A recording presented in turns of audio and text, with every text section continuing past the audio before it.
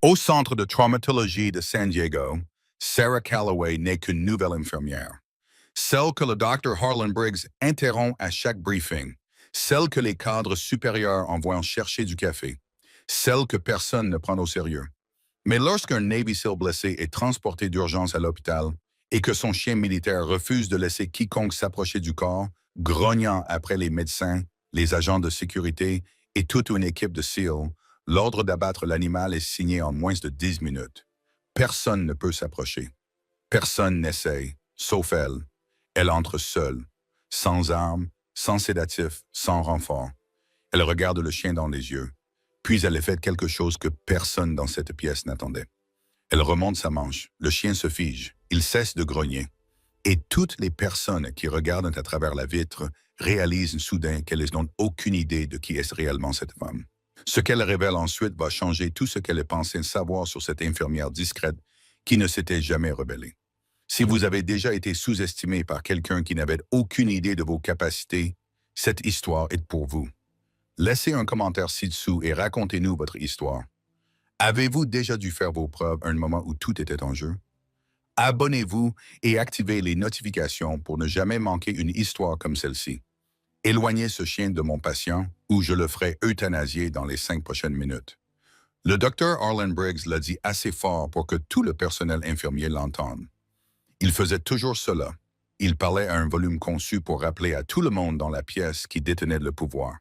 Il avait 53 ans et était chef du service de chirurgie traumatologique à l'hôpital Sharp Memorial de San Diego, en Californie. Et il avait le genre de confiance qui ne venait pas de sa compétence, mais du fait que personne ne lui avait jamais dit non depuis 3 décennies. Il était également, à ce moment précis, complètement inutile. Sarah Calloway se tenait près du chariot à médicaments lorsque l'appel est arrivé. Elle tenait une seringue de solution saline dans une main et le dossier d'un patient dans l'autre. Ses cheveux blonds étaient tirés en arrière dans un chignon bas, quelques mèches échappées reposant sur sa nuque. Sa blouse bleu vif était déjà tachée depuis 1 heure, une traînée d'iode sur la manche gauche provenant d'un changement de pansement dans la salle 4. Elle était le genre d'infirmière que les cadres supérieurs ignoraient plutôt que de regarder. Non pas parce qu'elle était mauvaise dans son travail, mais parce qu'elle était discrète, qu'elle ne s'opposait jamais, que le Dr. Briggs avait décidé dès son 2e jour qu'elle était remplaçable et l'avait traitée en conséquence depuis lors. Ses mots exacts avaient été « J'ai besoin d'infirmières qui peuvent suivre le rythme, pas d'observatrices ». Elle avait acquiescé et était retournée travailler. C'était il y a 6 mois. La radio grésilla au bureau des urgences à 14h42, un jeudi après-midi. L'infirmière en chef, un homme corpulent nommé Dale Pryor, saisit le combiné. Son visage changea en quelques secondes. Ce n'était pas le changement clinique contrôlé qui signifiait un grave accident. C'était l'autre type. Le genre qui signifiait que quelque chose avait mal tourné d'une manière qui ne correspondait pas à un protocole clair. « Évacuation médicale en cours », avait crié Dale, d'une voix 2 tons plus aiguë que d'habitude. Un cas critique, un VSA, personnel militaire, forces spéciales navales. Il nous informe qu'un chien militaire se trouve à bord. Le maître chien est en état de choc.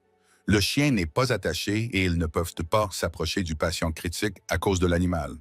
Le service des urgences est resté silencieux pendant exactement 1 seconde. Puis le Dr. Briggs a dit « Abattez le chien ». Personne n'en rit, car personne n'était sûr qu'il plaisantait. Sarah a posé la seringue. Elle a posé le dossier. Elle s'est dirigée vers la fenêtre qui donnait sur l'héliport sur le toit et a levé les yeux. Le ciel au-dessus de San Diego était d'une nuance de bleu particulière, propre à la Californie du Sud en octobre. Profond et sans nuages, le genre de bleu qui vous fait oublier que le monde a des problèmes. Un V-22 Osprey descendait à travers ce ciel, les rotors inclinés, l'appareil portant les insignes de la base aéronavale de North Island. Ce n'était pas un hélicoptère médical standard. Cela signifiait à lui seul que les 2 hommes à bord n'étaient pas des patients standards. June, appela Dale par-dessus son épaule. Il l'appelait encore parfois June, la confondant avec l'ancienne infirmière qui occupait son poste. Préparez la salle 1 pour une urgence traumatologique. Calloway, dit-elle sans se détourner de la fenêtre. Quoi? Je m'appelle Calloway, pas June. Dale cligna des yeux. En 6 mois, elle ne l'avait jamais corrigé.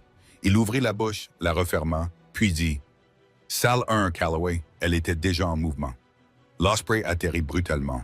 Les rotors n'étaient pas encore complètement arrêtés que la porte latérale s'ouvrit brusquement et que le médecin de bord, un jeune sous-officier dont la combinaison était maculée de sang, se pencha et cria quelque chose qui fut complètement couvert par le bruit des rotors. L'équipe au sol poussa un brancard vers l'avant. Ils étaient deux. L'un transportait un homme en tenue complète qui était clairement hors d'état d'être secouru, le visage relâché, son immobilité différente de l'inconscience. L'autre civière transportait un homme qui n'était pas mort, mais qui était en train de l'être. Son pantalon tactique avait été coupé jusqu'à la hanche. Un garrot était serré au-dessus de son genou gauche. Le membre en dessous avait une couleur anormale. Son gilet pare-balles avait été partiellement retiré. Le gilet Cry Precision JPC était coupé d'un côté. Un bandage compressif, du type fabriqué par North American Rescue, était enfoncé si profondément dans son épaule gauche qu'il était complètement imbibé. Sur sa poitrine, debout, les 4 pattes bien ancrées, se tenait le chien. C'était un Malinois belge, pas très grand par rapport aux standards de la race, mais bâti comme s'il avait été assemblé à partir de câbles et d'intentions. Il avait un pelage court de couleur fauve avec un masque noir et une cicatrice qui allait de son oreille gauche à sa mâchoire. Il portait un harnais tactique complet en nylon noir et une petite caméra GoPro montée sur la plaque thoracique clignotait encore en rouge. Il ne grognait pas. Il n'aboyait pas. Il était parfaitement immobile. Et cette immobilité était plus effrayante que n'importe quel bruit. L'équipe au sol s'est arrêtée à 2 mètres de la porte. « Nous ne pouvons pas nous approcher suffisamment pour le soigner », a crié le médecin de bord, courant à côté du brancard sur lequel le chien s'était installé. « Chaque fois que nous tendons la main au-delà du chien, il nous mord la main. Nous avons posé le garrot pendant le vol parce que le chef Alvarez l'a distrait, mais nous ne pouvons pas panser cette blessure à l'épaule. Il a besoin d'une voie aérienne chirurgicale dans les 10 prochaines minutes, sinon nous le perdrons. « Faites descendre le chien de la civière », a dit Briggs.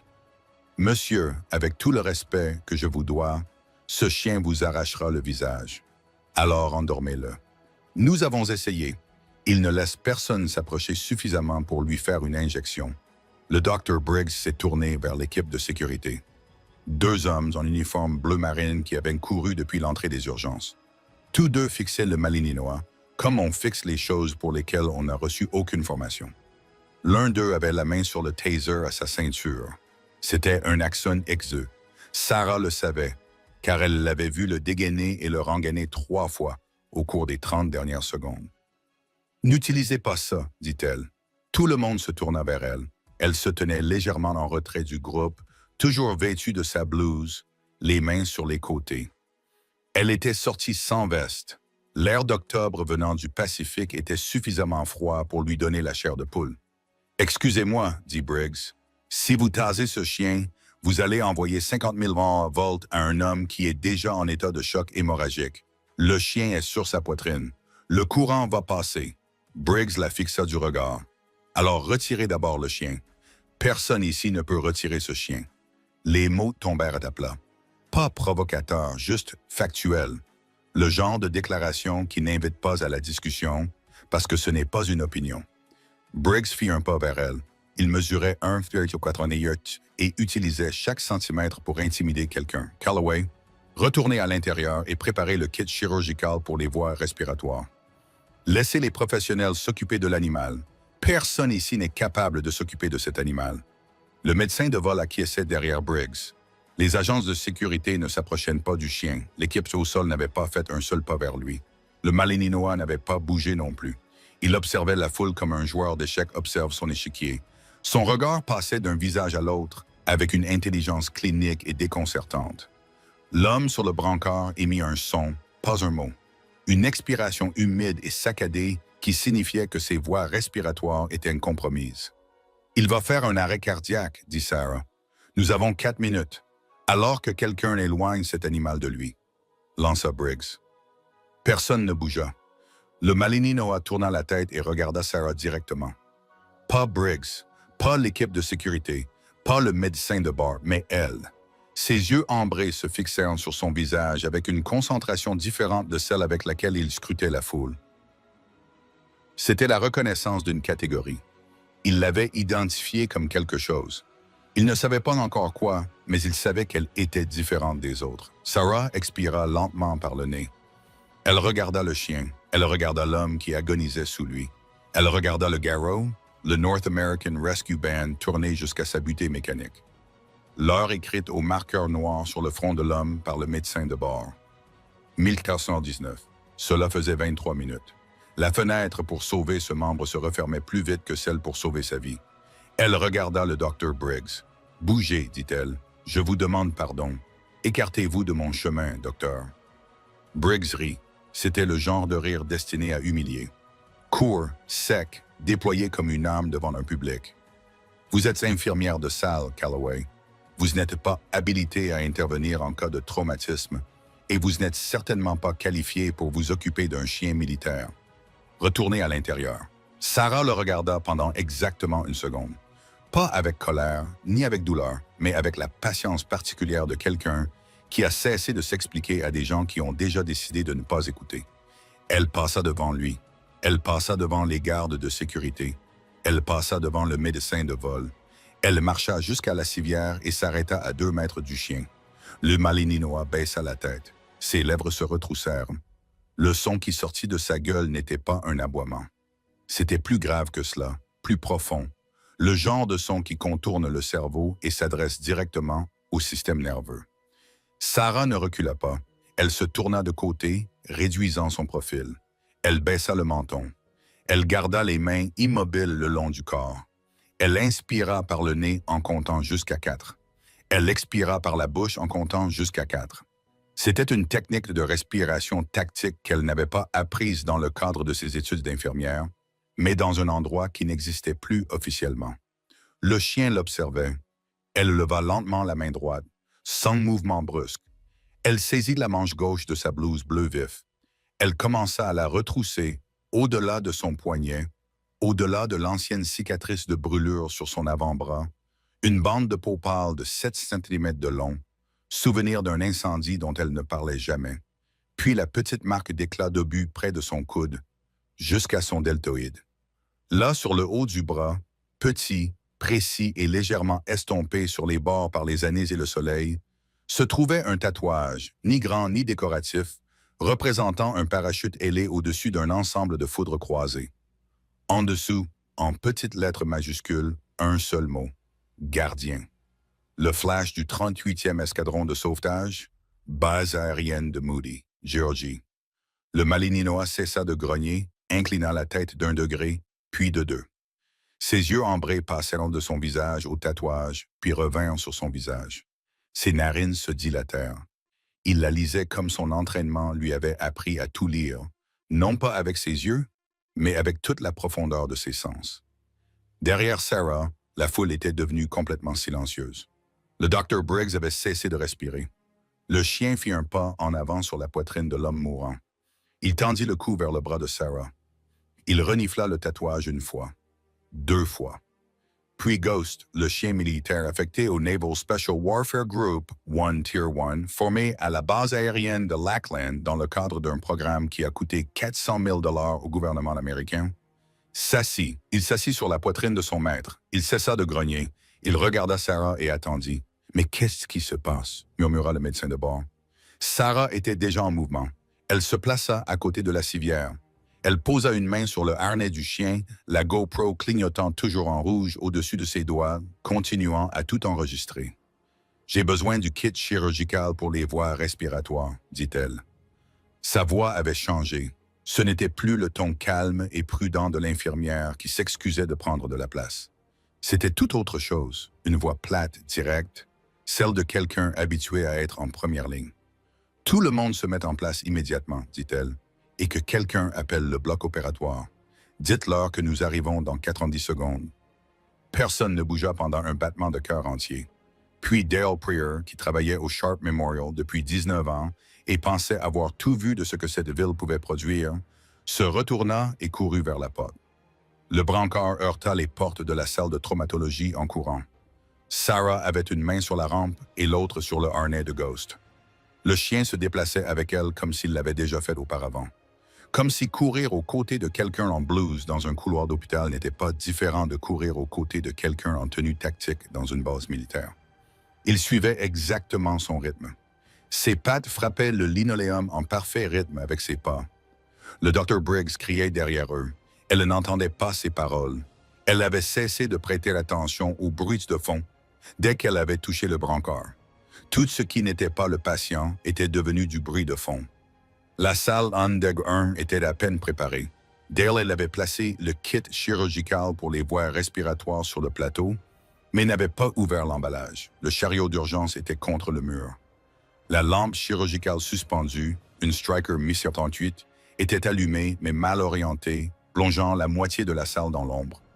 Un interne de deuxième année, le Dr. Thomas Varela, se tenait à la tête du lit avec l'air de quelqu'un qui avait répété ce scénario précis lors d'une simulation et qui découvrait maintenant que la simulation avait omis plusieurs détails essentiels, dont le chien. Ghost sauta au pied du lit de traumatologie dès que la civière fut verrouillée en position. Il ne faisait pas les 100 pas. Il n'aboyait pas. Il s'assit au pied du patient et observait toutes les mains présentes dans la pièce. « Que quelqu'un enlève cet animal du lit, » dit Briggs en arrivant à la porte de la salle, la poitrine haletante après avoir couru. « Si on le touche, on perd 30 secondes, » dit Sarah en enfilant des gants. « Travaillez autour de lui. » Elle ne leva pas les yeux.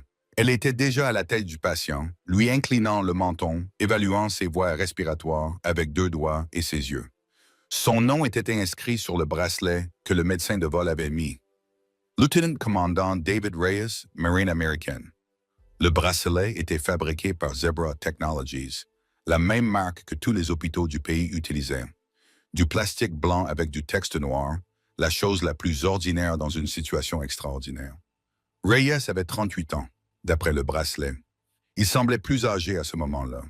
Son visage avait cette teinte grise que Sarah avait appris à reconnaître, non pas à l'école d'infirmière, mais dans des endroits où le centre chirurgical le plus proche se trouvait à 3 heures de vol en hélicoptère.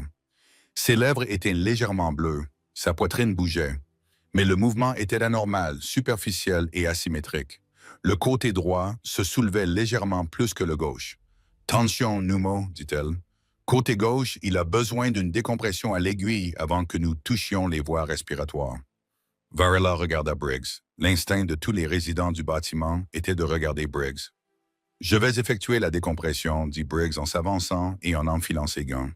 Sarah avait déjà pris l'angiocat de calibre 14 dans le plateau. « Deuxième espace intercostal, » dit-elle sans s'écarter. « Ligne médioclaviculaire, vous sentirez une résistance avant le pop.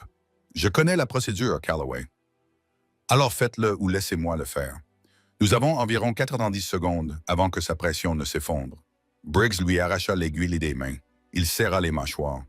Il localisa le repère, enfonça l'aiguille selon l'angle correct et la fit progresser. La pièce retint son souffle. Un sifflement d'air s'échappa autour du cathéter, immédiat et audible, comme un pneu qui se dégonfle lentement. Sur le moniteur, le taux d'oxygène dans le sang commença à grimper. 81, 84, 87. « Bien, » dit Sarah. Elle s'était déjà déplacée vers la blessure à l'épaule. Elle retira le bandage compressif des 2 mains, avec maîtrise, en appliquant une contre-pression tout en évaluant les dommages sous-jacents. La blessure était une blessure traversante à grande vitesse, quelque chose du calibre d'un fusil qui était entré sous la clavicule et était ressorti par le deltoïde postérieur. Le pansement avait ralenti le saignement, mais ne l'avait pas arrêté. Du sang frais coulait rapidement et abondamment autour des lambeaux, le genre de saignement qui ne provenait pas des muscles. Atteinte de la sous-clavière. Elle dit qu'il a besoin d'oxygène maintenant. Pas dans 5 minutes. Nous ne pouvons pas le déplacer tant qu'il n'est pas stable. Briggs dit qu'il ne se stabilisera pas ici. Ce vaisseau fuit dans sa cavité thoracique. Chaque minute que nous passons dans cette baie est une minute où sa pression thoracique remonte. Elle regarda Varela. Passez 1 ou 2 appels. Dites-leur qu'il faut réparer la sous-clavière, peut-être pratiquer une thoracotomie. Le patient arrive dans 4 minutes. Allez-y. Varela regarda à nouveau Briggs. « Dr. Varela, » dit Sarah doucement. Il la regarda. « Allez-y. » Il partit. Briggs s'approcha directement de Sarah. Il baissa la voix pour que les infirmières de circulation ne puissent pas l'entendre clairement. Le ton privé qu'il utilisait lorsqu'il voulait menacer sans témoin. « Vous êtes une infirmière de salle. Vous ne donnez pas d'ordre à mes résidents. Vous ne dirigez pas mes interventions traumatologiques et vous ne me dites pas comment traiter mes patients. Est-ce clair? Sarah refaisait le pansement de la blessure à l'épaule avec de la gaze de combat neuve. Ses mains ne ralentissaient pas. Est-ce clair? Répéta Briggs. La tension artérielle de votre patient est de 75/40. Elle répondit, nous pourrons avoir cette conversation après qu'il soit en salle d'opération. Briggs lui saisit le poignet. Pas celui du côté de la blessure à l'épaule, l'autre poignet. Celui avec la cicatrice de brûlure. Sa prise était ferme et délibérée, le genre de contact physique destiné à lui faire comprendre qu'il pouvait l'empêcher d'agir et qu'elle ne pouvait pas l'en empêcher. Ghost se leva, les quatre pattes immédiatement. Pas de grognement préalable, pas d'avertissement. Il était assis au pied du lit, puis il s'est levé et la température de la pièce a chuté de 5 degrés en l'espace d'une seconde. Ses yeux ambrés étaient fixés sur la main de Briggs autour du poignet de Sarah. Briggs le sentait. Toutes les personnes présentes dans la pièce le sentirent. Cette attention particulière d'un animal qui est passé de l'observation à la cible. Briggs relâcha son poignet. Il recula d'un pas, puis de deux. Il garda les yeux fixés sur le chien et les mains immobiles le long du corps. « Bon garçon, » dit Sarah. Elle ne s'adressait pas à Briggs, elle finit de panser de la blessure. Elle appliqua un nouveau pansement compressif, un bandage Hemcon, en appuyant fortement avec la paume de sa main et en comptant 1000, 2000, 300. Le moniteur indiquait 69/44, en hausse, mais pas assez rapidement. 2 infirmières arrivèrent à la porte de la baie avec une planche de transfert. « Prêt pour le transport, » dit l'une d'elles. « 1 minute, » dit Sarah. Elle regarda Ghost. Le chien était toujours debout, observant Briggs avec la concentration de quelqu'un qui a pris une décision et attend le bon moment pour passer à l'action. Elle s'approcha du pied du lit. Elle se plaça entre le chien et la pièce. Elle tendit la main et toucha la GoPro fixée à son harnais, qui clignotait toujours en rouge. Toujours en train d'enregistrer, elle se pencha près de l'oreille du chien. « Il va voir les chirurgiens maintenant, » dit-elle doucement. « Ils vont le soigner. C'est la mission. » Ghost la regarda. Puis il regarda Reyes, l'homme sur le lit, les bandages compressifs, les perfusions intraveineuses reliées à un sac étiqueté Bioite suspendu au rail. Le moniteur affichait des chiffres encore trop bas, mais qui évoluaient dans la bonne direction. Sarah détacha la GoPro du harnais. Elle la tint un instant, toujours en train d'enregistrer. Elle la posa face vers le bas sur le plateau de fourniture. « Allons-y, » dit-elle aux infirmières haut. La planche de transfert fut placée sous Reyes d'un seul mouvement fluide. Ghost descendit du lit dès que la planche toucha le matelas, atterrissant silencieusement sur le sol à côté de Sarah. Il ne suivit pas la civière des yeux. Il suivit Sarah. Briggs regarda depuis la porte de la salle d'urgence l'équipe haut emmener Reyes dans le couloir au fond. Il regarda le chien marcher à côté de l'infirmière aux manches retroussées et au petit tatouage effacé sur le bras. Il la regarda partir et ressentit quelque chose qu'il n'avait pas ressenti depuis très longtemps dans la salle d'urgence. Il eut l'impression d'avoir manqué quelque chose d'important. Derrière lui, Dale Pryor apparut avec une tablette, ouvrant le dossier du patient. « Briggs, » dit lentement Dale. « Je regarde les coordonnées des proches de Reyes. Qu'y a-t-il? » « C'est marqué fédéral. Il y a un numéro de liaison du ministère de la Défense joint au dossier et une note du système d'admission. » Dale leva les yeux.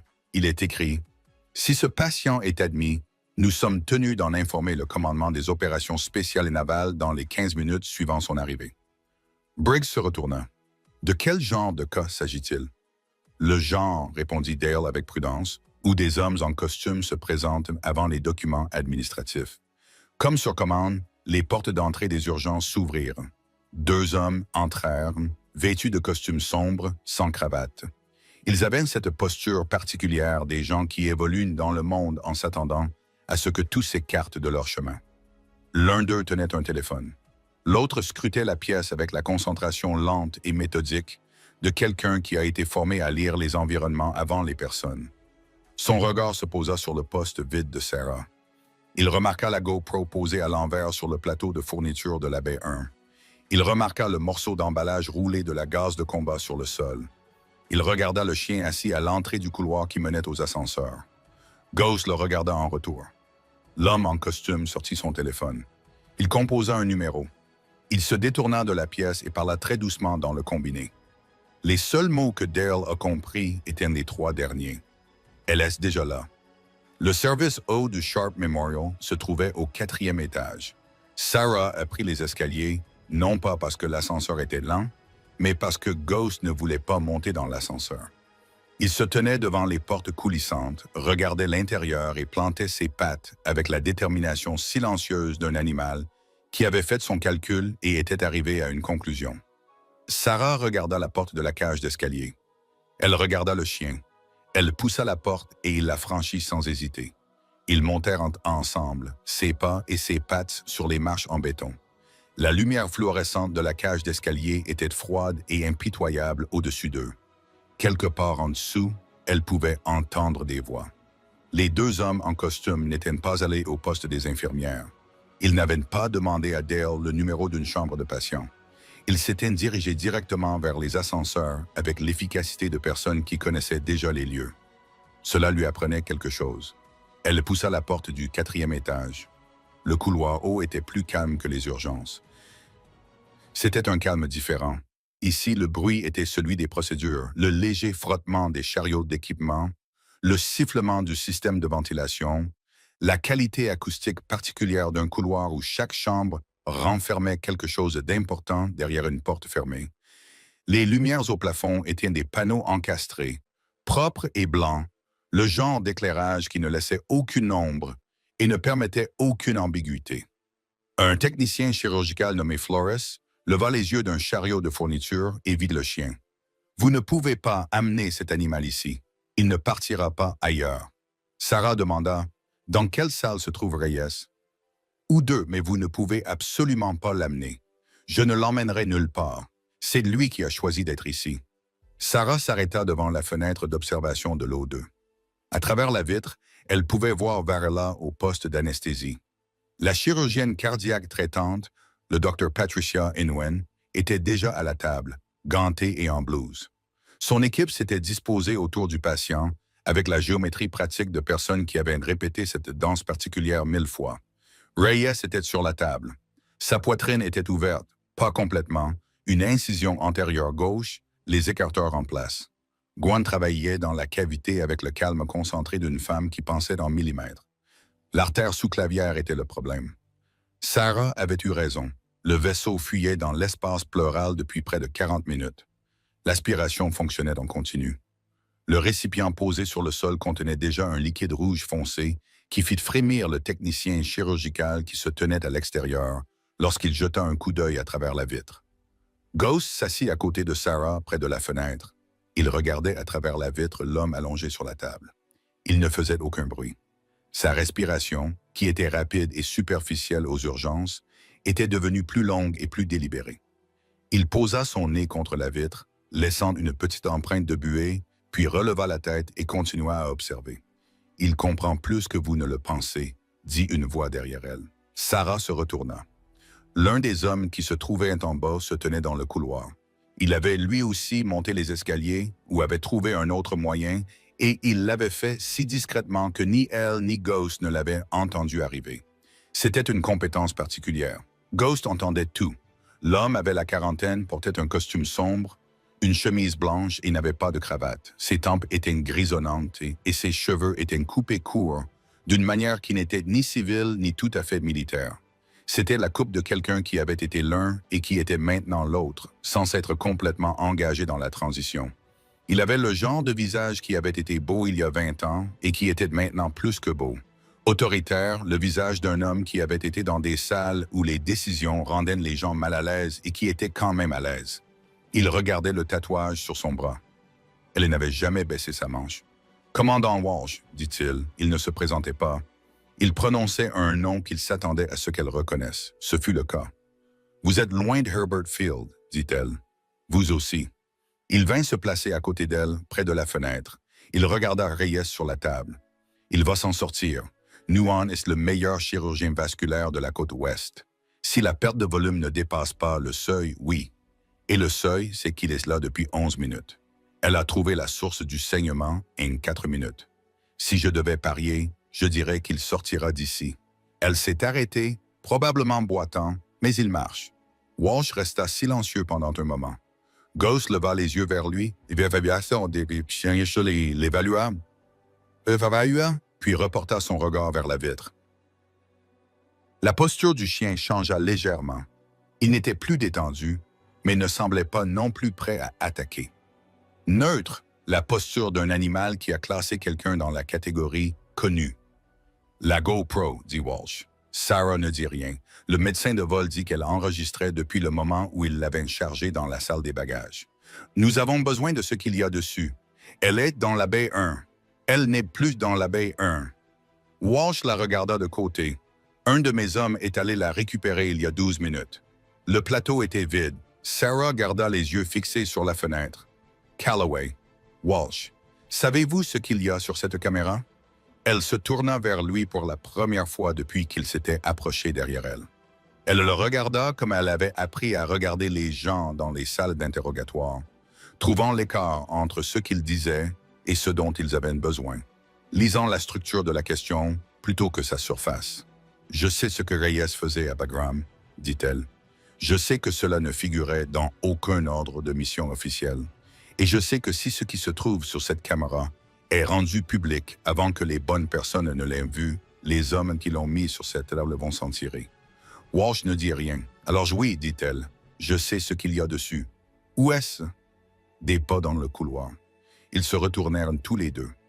Le deuxième homme de l'étage inférieur s'approchait. Il avait 15 ans de moins que Walsh. Il avait la démarche penchée en avant de quelqu'un qui court encore 8 kilomètres avant le petit déjeuner. Il regarda Sarah avec une expression qui n'était pas hostile, mais qui ne montrait pas non plus d'intérêt pour une conversation préliminaire.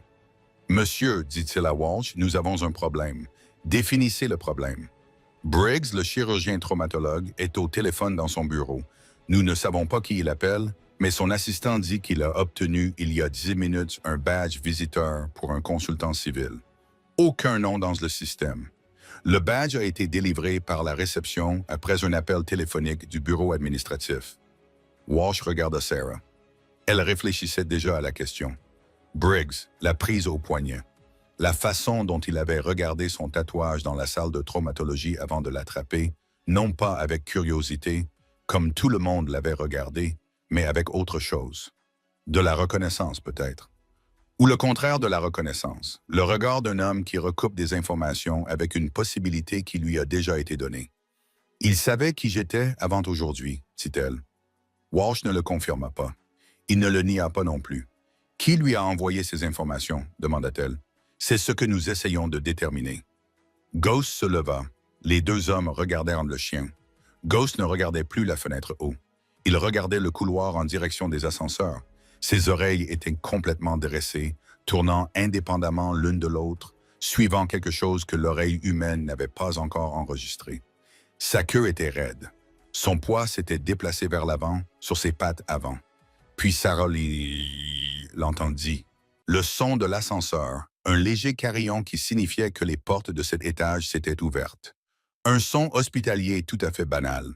Mais Ghost ne réagissait pas au son hospitalier banal. Il était dans ce bâtiment depuis 30 minutes et il avait ignoré tous les bruits mécaniques qu'il y avait. La ventilation, le système de sonorisation, les chariots de ravitaillement. Il n'avait pas ignoré celui-ci. « Nous avons de la compagnie, » dit Sarah à voix basse. Walsh plongea la main dans sa veste. Le jeune agent changea de position pour se placer entre l'ascenseur et la porte haut. Procédural, automatique, la géométrie des hommes entraînés à réfléchir en termes de lignes d'approche. Sarah regarda la fenêtre haut. Moine travaillait toujours. Reyes était toujours sur la table. Le moniteur cardiaque visible à travers la vitre indiquait un rythme fragile mais présent. Une ligne qui signifiait que l'homme était toujours en vie. Elle regarda Ghost. Le chien la regarda en retour. Il avait la même expression qu'elle avait vue dans la salle de traumatologie lorsque Briggs lui avait saisi le poignet. Pas d'agressivité, mais de la vigilance. La distinction était importante. L'agressivité était réactive. La vigilance était un choix. Elle posa sa main sur son harnais. « Reste avec moi, » dit-elle. Au bout du couloir, les portes de l'ascenseur s'ouvrirent.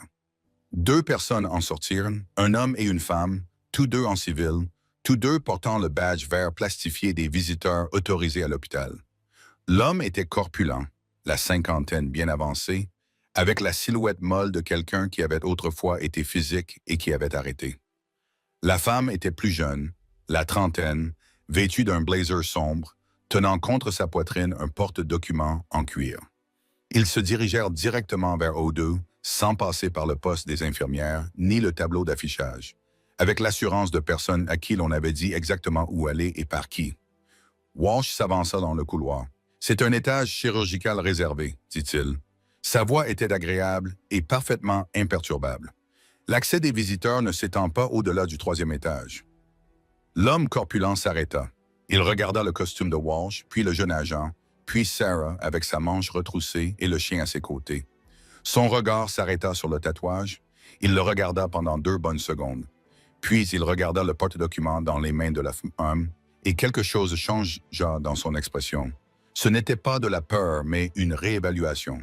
L'expression d'un homme qui était venu à cet étage en s'attendant à une situation et qui avait trouvé une autre situation déjà en cours. « Nous sommes ici pour récupérer les effets personnels des patients », dit la femme.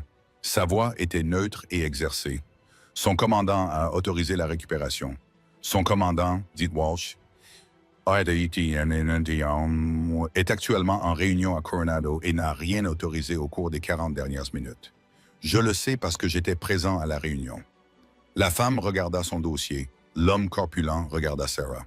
« Vous ne devriez pas être ici, dit-il. Pas à Walsh, à elle. » Ghost fit un pas en avant. En avant était bon. L'homme recula. « Non, dit Sarah au chien. Un seul mot. Calme et absolu. » Ghost s'arrêta. Il s'assit, mais ses yeux ambrés restaient fixés sur le visage de l'homme avec une attention qui rendait le couloir beaucoup plus petit qu'il ne l'était. Sarah regarda l'homme comme elle avait appris à regarder les menaces dans des endroits où celles-ci ne s'annonçaient pas toujours. Elle trouva l'indice. As. Il était dans sa main gauche. Son pouce bougeait contre le côté de son index dans un petit mouvement rapide. La répétition nerveuse d'un homme qui fait des calculs et n'aime pas les résultats. Elle fouilla dans la poche de sa blouse. Elle posa la GoPro sur le comptoir du poste infirmier à côté d'elle, toujours en train d'enregistrer. La lumière rouge clignota une fois dans le silence du couloir. L'homme corpulent la regarda. Il regarda Walsh. Il regarda le jeune agent qui s'était positionné à 2 mètres à sa gauche sans avoir l'air de s'y être déplacé délibérément. « Je pense, dit Walsh d'un ton aimable, que vous devriez venir avec nous. » La femme au porte-document fit un pas en arrière vers l'ascenseur. Le jeune agent était déjà là. Au bout du couloir, à travers la fenêtre haut, le moniteur cardiaque continuait à émettre son rythme fragile et régulier. Reyes était toujours sur la table. Anguan travaillait toujours. Le réservoir d'aspiration était plus plein qu'auparavant, mais les chiffres sur le moniteur étaient meilleurs. Ghost leva les yeux vers Sarah. Elle le regarda. Pour la première fois depuis que l'Osprey avait atterri sur le toit, elle expira complètement. Les 2 personnes qui étaient dans l'ascenseur étaient assises dans une salle de conférence de l'hôpital au 2e étage avec Walsh et son partenaire, ainsi qu'une femme du service d'enquête criminelle de la marine qui était arrivée si rapidement qu'on aurait pu croire qu'elle se trouvait déjà dans le bâtiment lorsque l'appel avait été lancé. Sarah n'était pas dans la salle de conférence. Elle était dans la salle d'attente réservée aux familles, à l'extérieur de la suite O, assise sur une chaise couleur moutarde vieillie, buvant un café provenant d'un distributeur automatique qui avait un goût de plastique brûlé et de carton dissous. La marque de la machine était Aramark. Le café était techniquement décrit sur l'étiquette comme une torréfaction de qualité supérieure. Elle avait travaillé dans suffisamment d'établissements gouvernementaux pour comprendre que la qualité supérieure dans le contexte d'un distributeur automatique était une position philosophique plutôt que factuelle. Ghost était sous sa chaise, pas à côté, sous.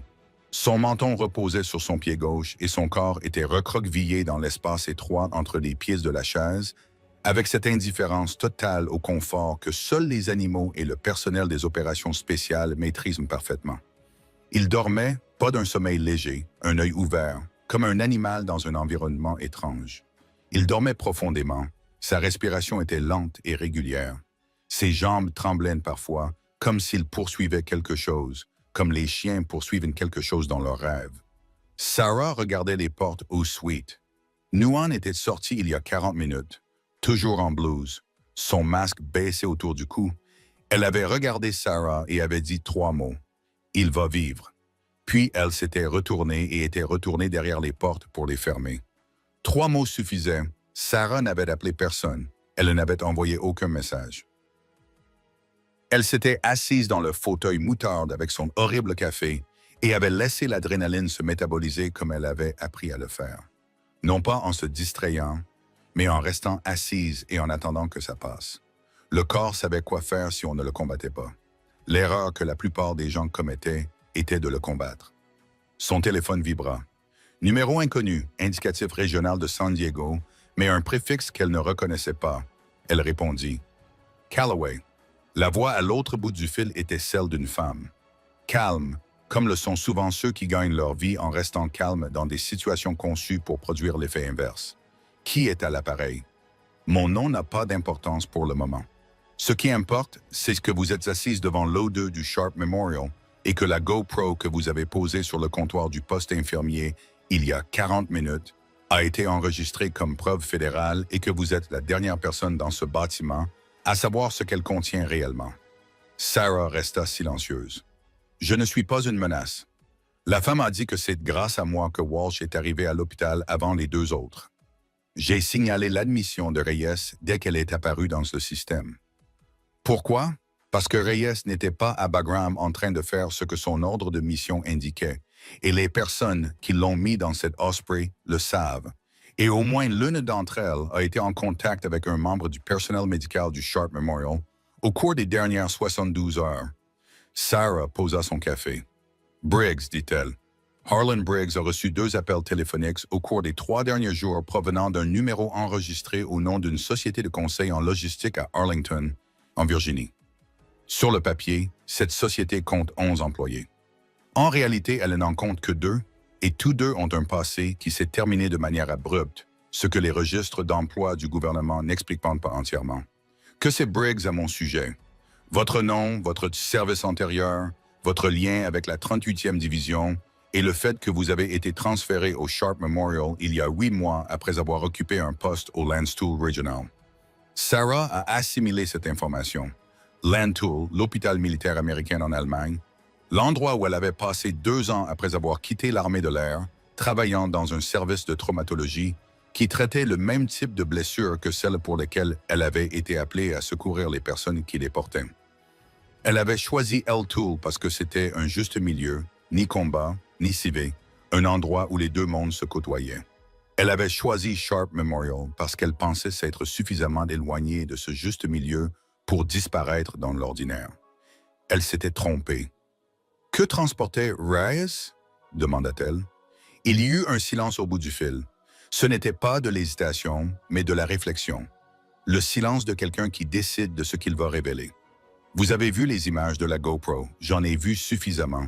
Alors vous savez qu'il ne s'agissait pas d'une opération de reconnaissance. C'était une rencontre. Sarah a dit qu'il avait rencontré quelqu'un à l'intérieur du périmètre. Quelqu'un qui n'était pas censé s'y trouver. La femme au téléphone ne dit rien, ce qui équivalait à dire oui. Sarah s'est adossée dans le fauteuil moutarde. Au-dessus d'elle, le système de ventilation ronronnait. Les jambes de Ghost ont de nouveau tremblé. Au bout du couloir, l'ascenseur a sonné et 2 aides-soignants en sont sortis, poussant un chariot rempli de paquets de bandages chirurgicaux bleus. L'homme avec le porte-document, a dit Sarah. Le corpulent. Pour qui travaillait-il? Officiellement, pour un sous-traitant de la Défense appelé Meridian Strategic Group, un bureau de contrat du ministère de la Défense coté en bourse à Crystal City. Leur contrat principal concerne le soutien logistique des bases opérationnelles avancées du CENTCOM Theater. Et officieusement, ils transportent depuis 18 mois à travers ces bases quelque chose qui n'a rien à voir avec la logistique. Reyes l'a découvert. Il l'a documenté. Il l'a filmé avec sa GoPro parce qu'il ne faisait pas confiance aux communications sécurisées. Il avait de bonnes raisons de ne pas leur faire confiance, car elles avaient été compromises. La femme a confirmé que les communications avaient été compromises par quelqu'un ayant accès aux clés de cryptage, ce qui réduit considérablement le champ des possibilités. Sarah s'est levée. Ghost était déjà réveillée avant qu'elle ne se redresse complètement, déjà debout, déjà en train d'analyser sa posture comme il l'avait fait tout l'après-midi. Elle s'est dirigée vers la fenêtre au fond de la salle d'attente. Dehors, l'horizon de San Diego prenait une teinte ambrée en cette fin d'après-midi, le soleil descendant vers le Pacifique. L'USS Midway était visible sous cet angle, telle une ligne horizontale grise au bord de l'eau, aujourd'hui transformée en musée, vestige d'une époque où la géométrie des conflits était plus simple. « Walsh, dit Sarah, est-il à vous? » Walsh est indépendant, mais ses intérêts et les miens coïncident sur ce sujet particulier. Et Briggs? Briggs est un problème qui doit être résolu avant que notre visite ne se termine aujourd'hui. Sarah regarda son reflet dans la vitre, la manche retroussée, le tatouage, la cicatrice de brûlure en dessous. Elle repensa au matin où elle avait reçu cette cicatrice. Le carburant en feu d'un HR-60 Jeep Pavehawk abattu dans une vallée de la province de Cunard.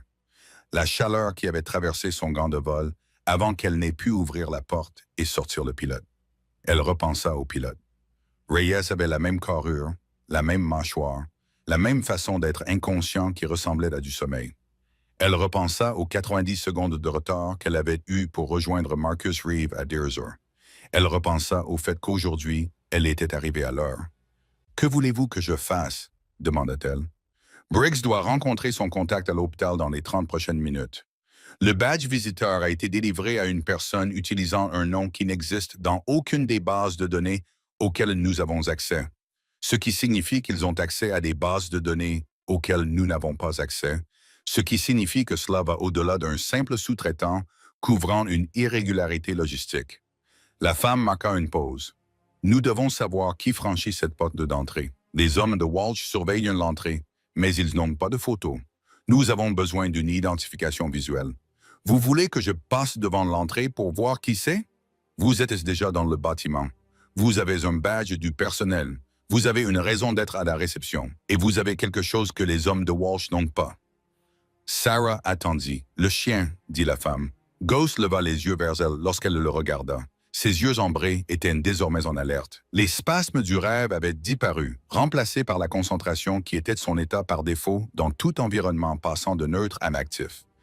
Elle regarda le clip du harnais GoPro sur son gilet, désormais vide, mais le reste du harnais était intact.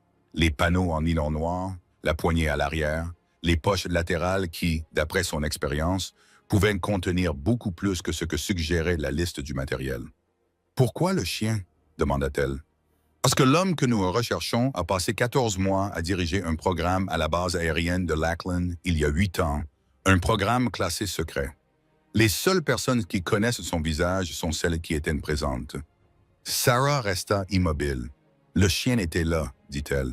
Ghost avait participé au programme pendant les 6 premiers mois de sa formation avant d'être transféré dans les forces spéciales navales. » La voix de la femme était précise et dénuée de tout dramatisme. Si cet homme se rendait aujourd'hui au Sharp Memorial, Ghost le reconnaîtrait avant n'importe quelle caméra. Sarah regarda le chien. Ghost la regarda en retour avec la patience ambrée d'un animal qui attendait la suite de la mission et refusait simplement de le montrer. « Donnez-moi 10 minutes, » dit Sarah. Elle mit fin à l'appel. Elle se rendit au vestiaire des infirmières au 4e étage et enfila une nouvelle blouse d'un bleu vif et éclatant, celle qu'elle gardait dans son casier pour les gardes qui tournaient de main. Où elle se lava le visage. Elle se regarda un instant dans le miroir, non pas son tatouage, mais ses yeux. Un instructeur voyant de la base aérienne de Fairchild lui avait dit un jour que les yeux étaient la seule partie du visage qui ne pouvait pas mentir efficacement sous le stress, non pas à cause de ce qu'ils montraient, mais à cause de ce qu'ils cessaient de cacher. Ses yeux semblaient clairs. Elle ressortit. Ghost se mit à marcher à ses côtés sans qu'elle le lui demande. Ils descendirent les escaliers jusqu'au rez-de-chaussée. Le hall principal du Sharp Memorial avait été conçu par un cabinet d'architectes appelé SGA. Il se caractérisait par de hauts plafonds, une lumière naturelle provenant d'une baie vitrée orientée au sud, une installation végétale vivante longeant le côté est qui coûtait plus de 3 ans de salaire à Sarah et servait principalement à faire d'un bâtiment où les gens souffraient un lieu où l'on s'attendait à ce qu'ils se rétablissent. La réception était une structure composite blanche incurvée où travaillaient 2 bénévoles vêtus de gilets verts et d'une coordinatrice des admissions qui était actuellement au téléphone et regardait son écran d'ordinateur avec l'expression de quelqu'un qui avait reçu des informations dont elle ne savait pas trop quoi faire. Sarah traversa le hall d'entrée à un rythme d'infirmière, déterminée mais sans urgence.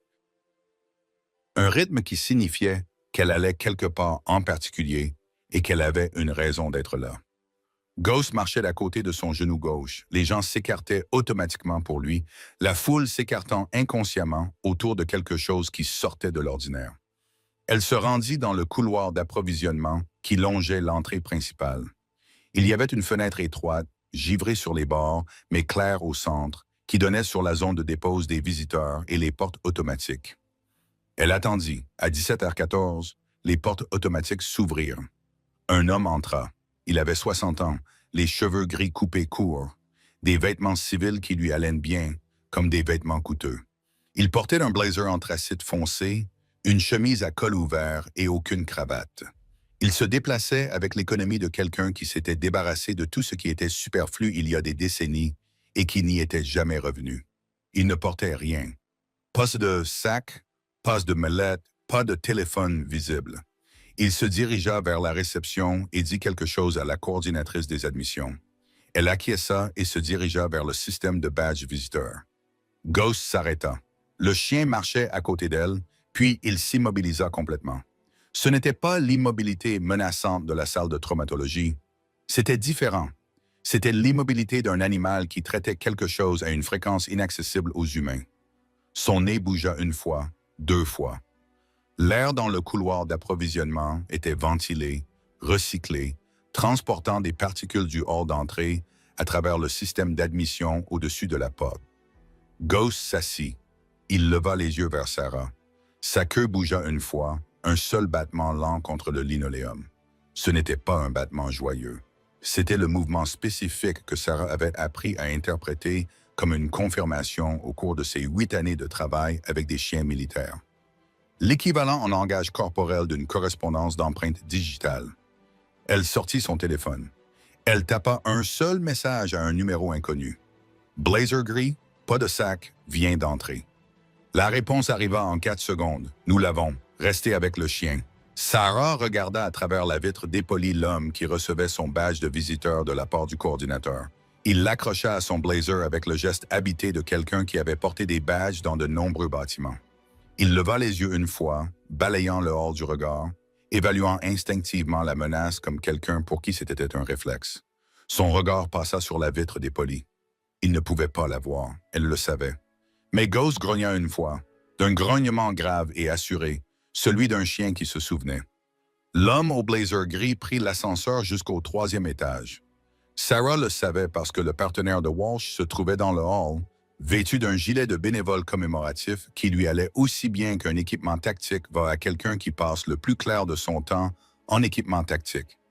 Légèrement trop large aux épaules, légèrement trop court aux manches. Il regarda le panneau indicateur de l'ascenseur et envoya un seul chiffre sur le téléphone de Walsh. 3. Le 3e étage était celui de l'orthopédie et de la récupération post-opératoire. C'était aussi là que se trouvait le bureau du Dr. Harlan Briggs. Sarah ne prit pas l'ascenseur. Elle emprunta les escaliers avec Ghost et arriva dans la cage d'escalier adjacente au 3e étage ou au poste des infirmières. Elle entr'ouvrit la porte d'1 centimètre et regarda à travers. Le couloir était typique d'un service post-opératoire. Murs beige, éclairage encastré, bruit intermittent des boutons d'appel et des ventilateurs derrière les portes fermées. Un poste de soins infirmiers au milieu, occupé par 2 personnes qui regardaient toutes deux leurs écrans.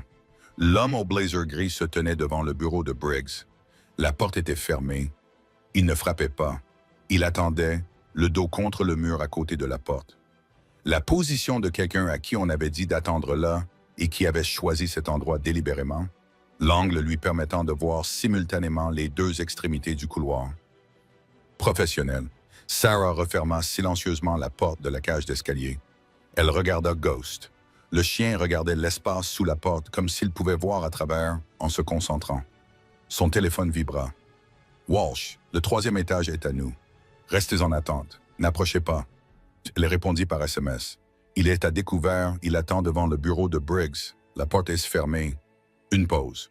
Puis Briggs est au téléphone à l'intérieur. Nous surveillons. Il faut qu'il fasse la remise avant que nous agissions. Nous avons besoin que le transfert physique soit enregistré. » Sarah comprit. En termes de preuves fédérales, une conversation était contestable. Un transfert physique de matériel ne l'était pas. Elle tapait. Combien de temps, Walsh? On ne sait pas. Quelques minutes, peut-être moins. L'homme en blazer n'était pas patient de nature.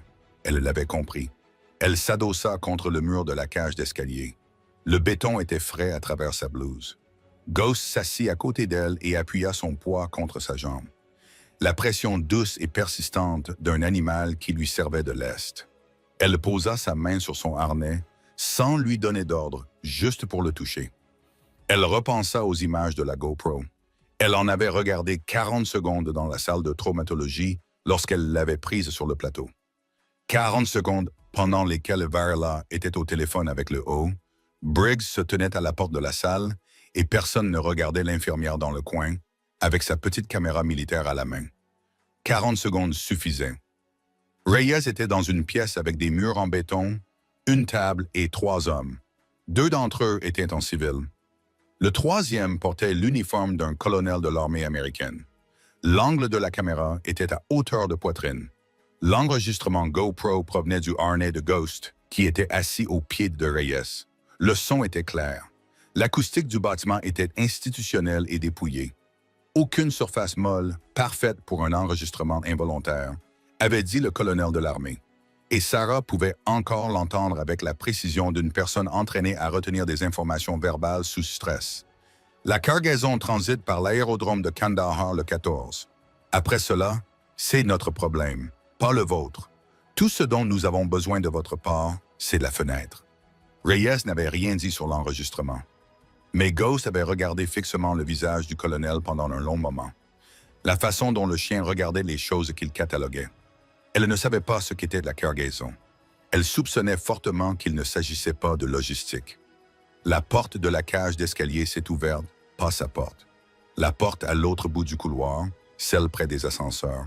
Elle l'a entendue à travers l'interstice d'1 centimètre qu'elle avait laissé dans sa propre porte. Des pas, 2 paires venant de la direction des ascenseurs.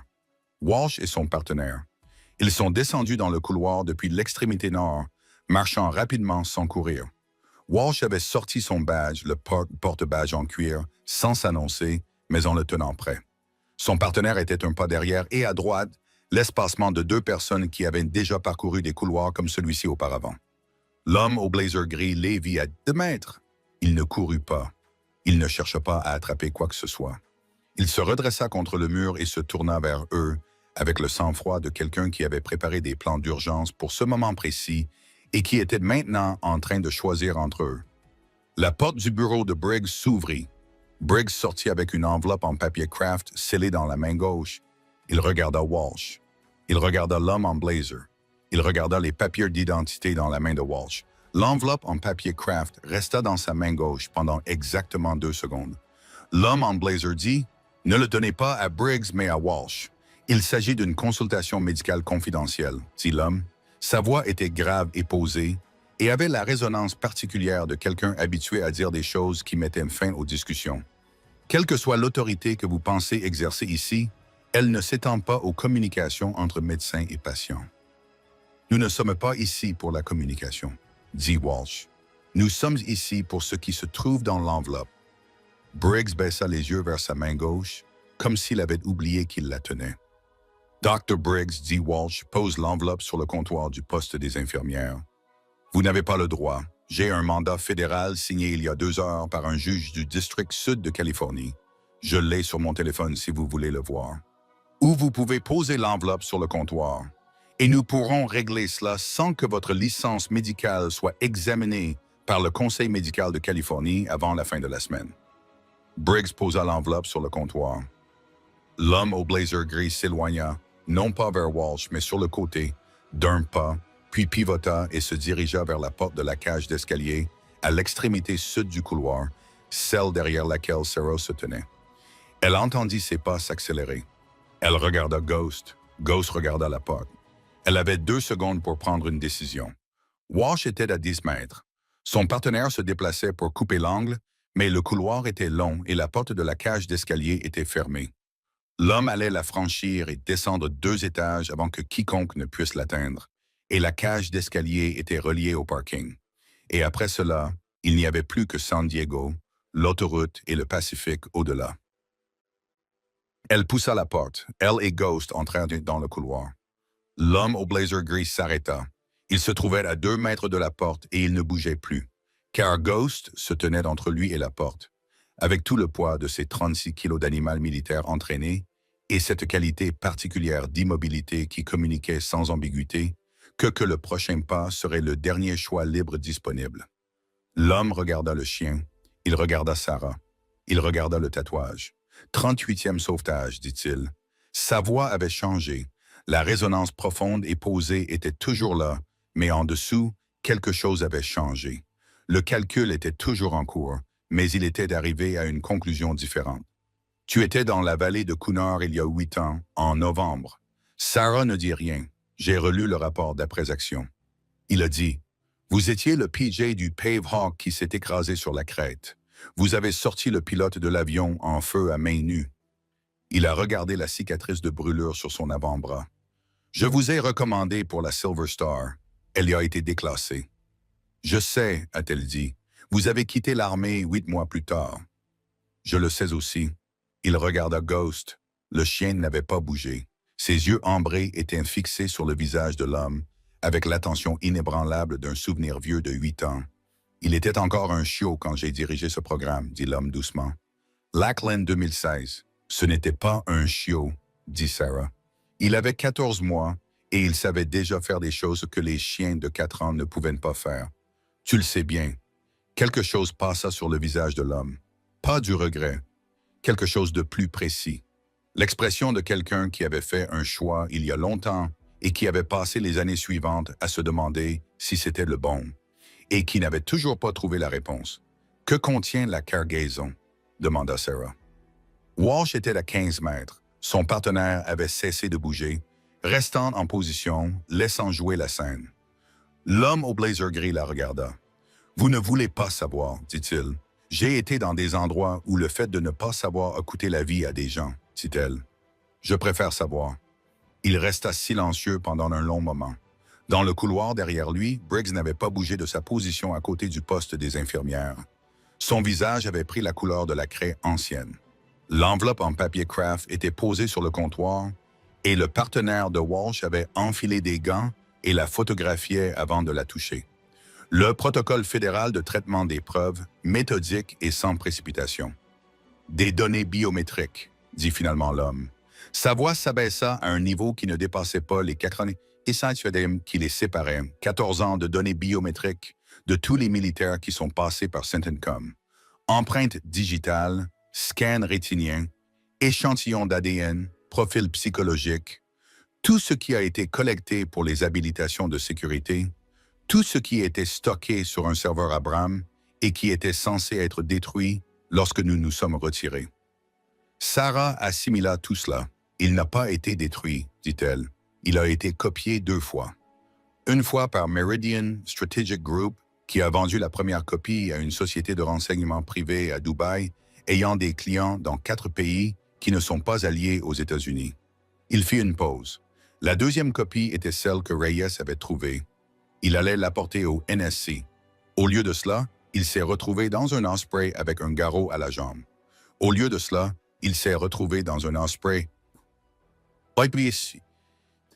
Confirma l'homme, il regarda à nouveau la cicatrice de brûlure. Il regarda Ghost. « Je n'ai pas ordonné le vol. Je veux que vous le sachiez. »« Alors qui l'a fait ?» Il regarda Walsh. « Le colonel sur les images GoPro, » dit Walsh derrière lui. Il s'était approché à moins de 3 mètres sans que l'homme ne s'en aperçoive. Le colonel Richard Ferrum, CENTCOM J2, actuellement sur un vol commercial à destination de Dallas, où il sera accueilli sur la passerelle par des personnes avec lesquelles je travaille. L'homme au blazer gris ferma les yeux pendant exactement 1 seconde. Lorsqu'il les rouvrit, il regarda Sarah. « Le pilote, dit-il, celui de la vallée de Coonar, celui que vous avez sorti de l'avion en feu. » Elle attendit. Il s'appelait Capitaine Daniel Reyes, d'être l'homme. Le frère aîné de David Reyes. Il a pris sa retraite en tant que lieutenant-colonel en 2019. C'est lui qui a appelé David quand il a découvert ce qu'il y avait sur ce serveur. Il fit une pause. C'est lui qui a dit à David de prendre Ghost. Il a dit que si quelque chose tournait mal, le chien trouverait quelqu'un de confiance. Sarah baissa les yeux vers Ghost. Ghost leva les yeux vers elle, ses yeux ambrés, la cicatrice le long de sa mâchoire, le harnais qui avait transporté des preuves à travers 12 000 miles d'océan, sur un héliport sur les toits, dans une salle de traumatologie et 4 étages d'escalier, jusqu'à un homme qui attendait depuis 8 ans à la fin d'une piste qui avait commencé avec un hélicoptère en feu sur une crête dans la province de Cunard. Walsh posa sa main sur l'épaule de l'homme. « Allons-y, dit Walsh. » L'homme au blazer gris acquiesça d'un signe de tête. Il ne résista pas. Il marcha avec Walsh vers l'ascenseur avec la résignation digne de quelqu'un qui savait, quelque part au fond de lui, sous les plans d'urgence et le sang-froid, que le calcul allait toujours aboutir ici. Sarah se tenait dans le couloir. Ghost s'appuya contre sa jambe. Au bout du couloir, Briggs se tenait toujours près du poste des infirmières. La porte de son bureau était toujours ouverte derrière lui. À travers la porte ouverte, Sarah pouvait voir les diplômes accrochés au mur. Harvard Medical School, Johns Hopkins Residency, l'architecture d'une carrière bâtie sur des diplômes et la certitude que les diplômes étaient la seule monnaie qui comptait. Il la regarda. Elle le regarda. « Le patient en nos deux, dit-elle. David Reyes. Quand il sera transféré en salle de réveil, sa chambre devra être signalée comme étant à accès restreint. Aucun visiteur sans autorisation fédérale. Aucune exception. » Elle fit une pause, et son chien reste avec lui. Briggs ne dit rien. « Hochez la tête si vous m'avez comprise, docteur. » Arlen Briggs, chef du service de chirurgie traumatologique à l'hôpital Sharp Memorial, diplômé de Harvard, 23 ans d'expérience, l'homme qu'il avait qualifié d'observatrice lors de son 2e jour et qui ne s'était pas corrigé une seule fois au cours des 6 mois suivants, hocha la tête. Ghost leva les yeux vers Sarah et remua la queue 1 fois, 2 fois. Cette fois, ce n'était pas une confirmation. Cette fois, c'était tout autre chose. 3 semaines plus tard, David Reyes sortit du Sharp Memorial de ses propres pieds. Il boitait. Gouin l'avait prévenu que ce serait le cas. La réparation de la sous-clavière s'était bien passée, mais les lésions nerveuses sous l'épaule étaient permanentes. Un recablage qui nécessiterait des mois de physiothérapie pour être corrigé. Il marchait avec une canne en aluminium noir, du type de celle que l'administration des anciens combattants distribuait par milliers. Il l'avait refusée 2 fois avant de l'accepter à la 3e offre. Ghost marchait à ses côtés, sans laisse. Personne n'avait suggéré de lui remettre une laisse après son passage aux urgences. La matinée était claire et froide. Les vents de Santa Ana avaient nettoyé le ciel de San Diego jusqu'à le rendre transparent, donnant à tout un aspect légèrement irréel. Les palmiers le long de l'entrée de l'hôpital étaient trop verts. La lumière du parking était trop blanche. Le Pacifique était visible au loin, comme une fine ligne argentée qui semblait peinte plutôt que réelle. Sarah se trouvait à l'entrée. Elle portait sa blouse d'un bleu vif et éclatant. Son service avait commencé à 6 heures et elle avait pris sa pause pour être là. Elle n'avait dit à personne qu'elle venait. Elle était simplement venue. Reyes s'arrêta devant elle. Il était plus grand qu'il ne l'avait semblé sur la table d'opération. Il l'était toujours. Il la regarda un instant sans parler. Puis il regarda le tatouage sur son bras. Le logo du 38e escadron de sauvetage, petit, décoloré et permanent. « Mon frère m'a parlé de Cunard, dit-il. Sa voix était encore rauque, la sonde chirurgicale laissant des traces sur ses cordes vocales, comme toute violence nécessaire laisse des traces. Il dit que le PG qui l'avait sorti de l'avion était retourné 2 fois dans le feu. 1 fois pour lui, 1 fois pour son sac de vol, car il contenait la photo de sa fille. Sarah ne dit rien. Il dit qu'il n'avait jamais pu la remercier comme il se devait. Reyes continua. Il a dit qu'elle était partie avant qu'il ne sorte de la salle de réveil. Il l'a regardée. Il aimerait faire de même maintenant, si vous le voulez bien. Sarah a regardé derrière lui vers le parking. Un homme se tenait à côté d'une camionnette grise, mince, la quarantaine bien avancée, avec une canne, le genre de canne qu'un homme utilise lorsque sa jambe a été reconstruite plutôt que remplacée. Il était trop loin pour qu'elle puisse voir clairement son visage, mais elle pouvait voir sa posture, l'immobilité particulière de quelqu'un qui attendait quelque chose depuis longtemps et qui ne savait plus trop quoi faire maintenant que cela était arrivé. Sa gorge se serra. Elle baissa les yeux vers Ghost. Ghost leva les yeux vers elle. Il regardait déjà l'homme près du camion. Sa queue bougeait avec le rythme lent et régulier qu'elle avait appris à interpréter comme le bonheur spécifique d'un chien qui avait accompli ce qu'il avait entrepris. Elle regarda Reyes. Dites-lui que je vais venir, dit-elle. Donnez-moi une minute. Reyes acquiesça. Il se retourna et se dirigea vers le camion, sa canne posée sur l'asphalte propre, Ghost marchant à ses côtés sans qu'il le lui demande, l'épaule du chien à la hauteur de sa main droite, telle une barrière de sécurité vivante. Sarah se retourna vers l'entrée de l'hôpital. Briggs se tenait juste derrière les portes vitrées. Il portait sa blouse blanche, son badge,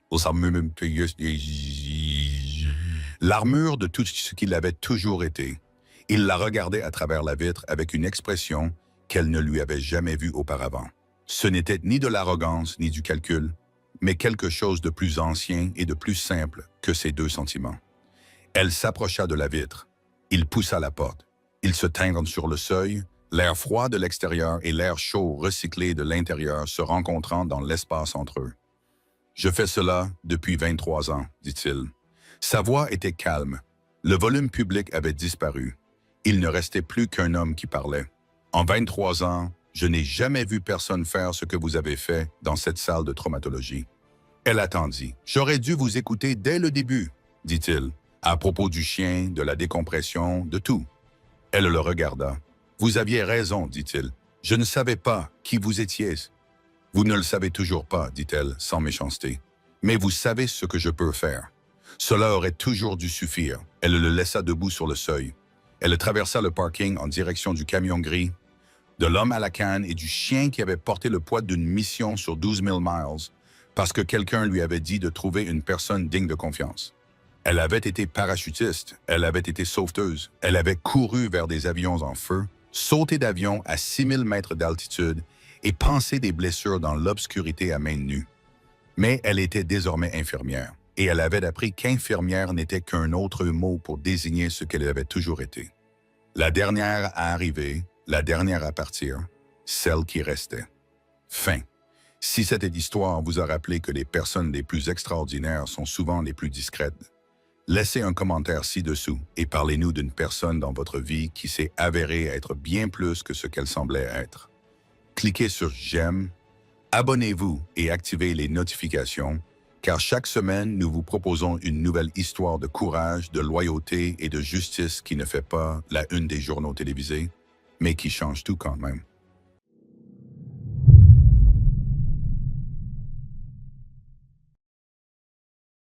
Pas d'horaire, même quand je travaillais, bah, je pouvais travailler jusqu'à 20 h puis ne pas dormir jusqu'à 6 h du mat, faire une nuit blanche, tu vois? J'avais vraiment pas d'horaire.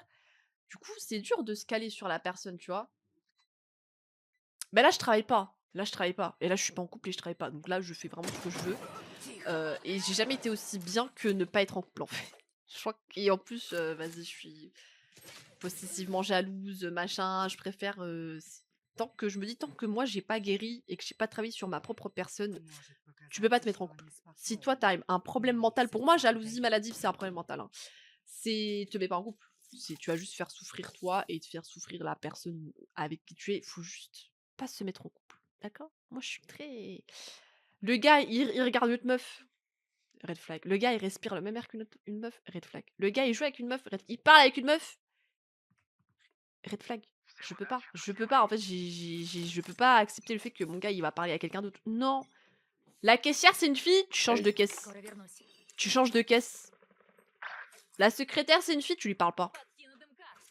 Je peux pas. Mais imagine, il y a des meufs dans son chat.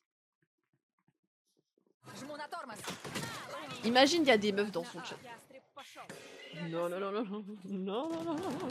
Non, imagine une meuf le sub. Non, non, non, divorce. Divorce. Sa sœur, c'est une fille. Je suis sa seule fille, d'accord? Je suis la seule fille. Je suis la seule fille. Je suis la seule fille de sa vie. Il a pas le droit d'avoir d'autres femmes dans sa vie, genre, c'est pas possible.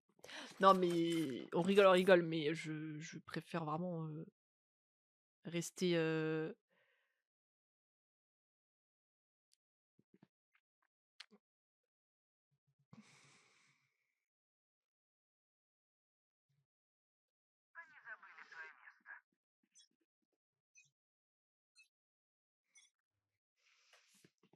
Kimchi il m'a répondu sur Insta.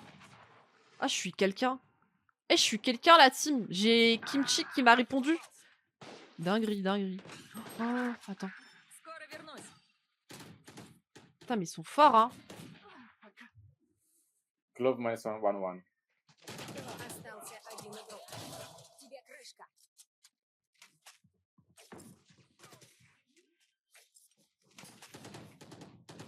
Mais il cheat, il cheat, il cheat. Il cheat.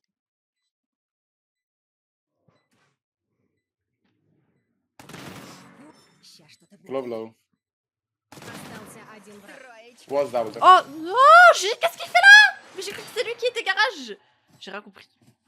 J'ai cru que c'était le phénix. Mais j'ai tué la clove garage. Bref, mon cerveau, je pensais qu'il était derrière moi en fait. Et j'avais dash sur site. Oh la conne. Oh, je suis débile. J'ai pas suivi j'ai pas suivi la game. Vas-y, frérot. 4-1-4. 1-4, 1-4, 1-4. Ça va être. Coucou Mountain, c'est qui me tue? Les deux étaient garage. Oui, en fait, les deux étaient garage. Смотрите и учитесь. Alors, connaissant Jidou, il y a eu aucun chat GPT là. Il y a eu aucun chat GPT. Ça vient. C'est pas chat GPT ça. I built for retake. Ща что-то будет.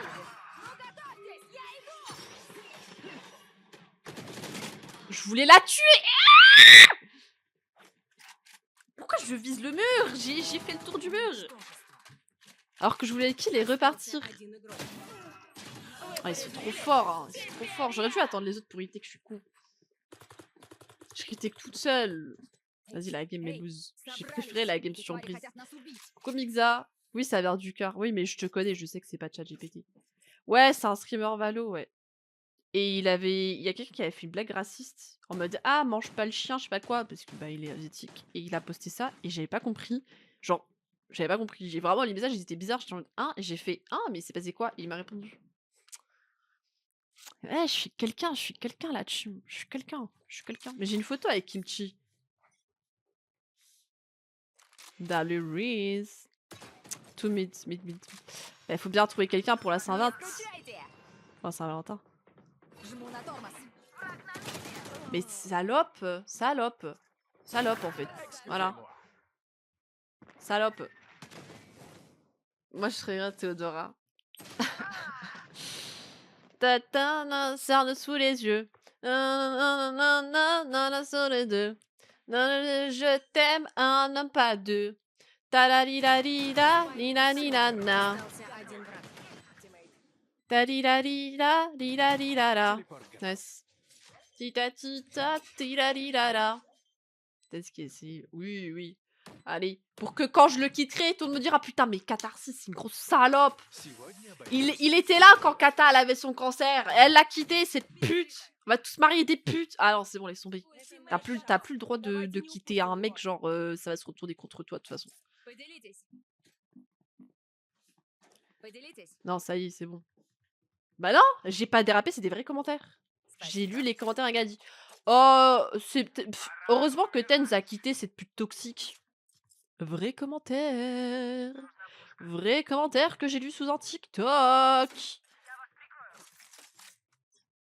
Ah, c'était en mode finally Tenz left this fucking whore, je sais pas quoi, toxic whore, je sais pas quoi. Eh, c'est des vrais. Pourquoi j'appuie sur E?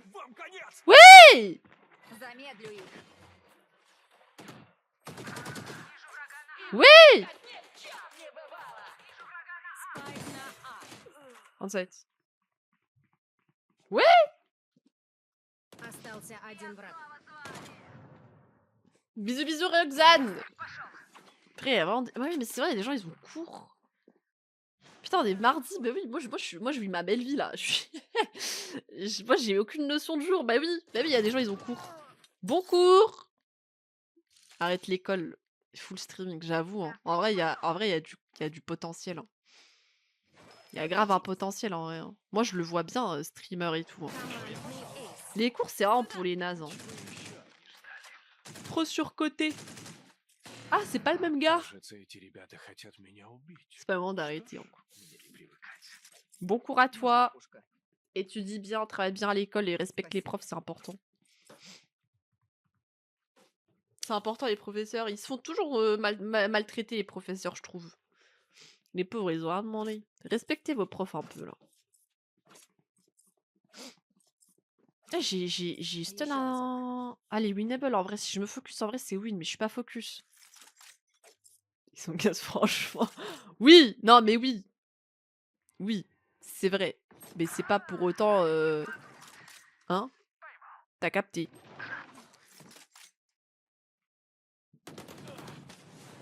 Враг на цель. Перезаряжай. Oh, j'ai cru que je l'avais raté. Спайк установлен. Я сейчас. Замедлю их. Пока. Je suis blind, je ne vois rien.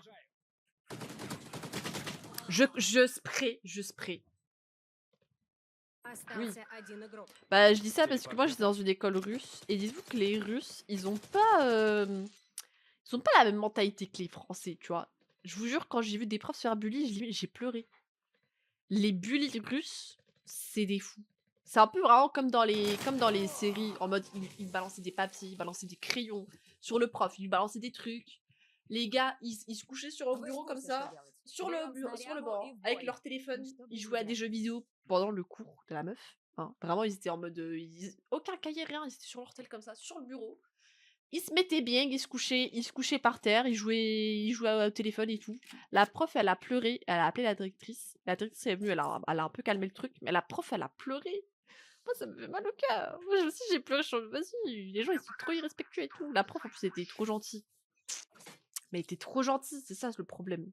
Elle était trop gentille, c'est vraiment le genre de prof qui a pas d'autorité, qui laisse... Bah, tu sais, tu peux faire un peu ce que tu veux. Et... Elle était trop... C'est la prof de dessin, soit les profs de dessin, elles sont un peu gentilles et tout. Elle était trop gentille, les gens, ils ont profité trop. Elle se faisait tellement bully, elle se faisait balancer des papiers sur elle et Не tout. скучайте. Больше не могу. Mais je vois rien, je vois rien. En Russie, en Russie.